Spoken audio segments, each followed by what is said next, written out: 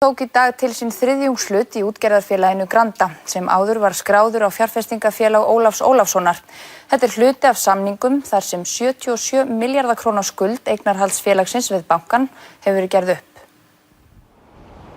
Í góðærinu börðust menn gjarnan yfirráð yfir góðum fyrirtækjum og sú var raunin með Granda. Kaupþing, forveri Arion banka, reyndi að ná yfirráðum í Granda og keypti upp hlutabréf af miklu móð.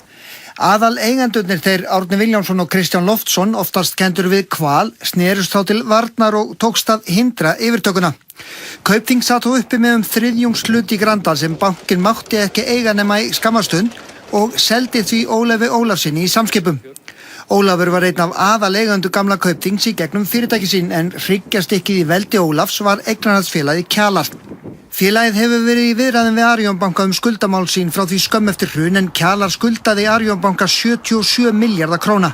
Á sama tíma hefur Kjalar verið í málaferlum vegna uppgjörs á gjaldeyrisskiptasamningum.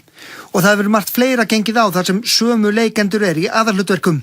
Ólafur missti í raun Samskipi vegna hrunsins en fékk það aftur með samningum við Arion. Og nú búið að semja málefni Kjalars. 77 milljarða skuldin fellur niður og Kjalar hættir við málaferlin.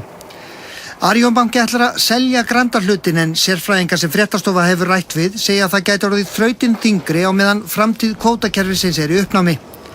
Eftir stendur Ólafur Ólafsson með Kjalar, já, og auðvitað Samskip.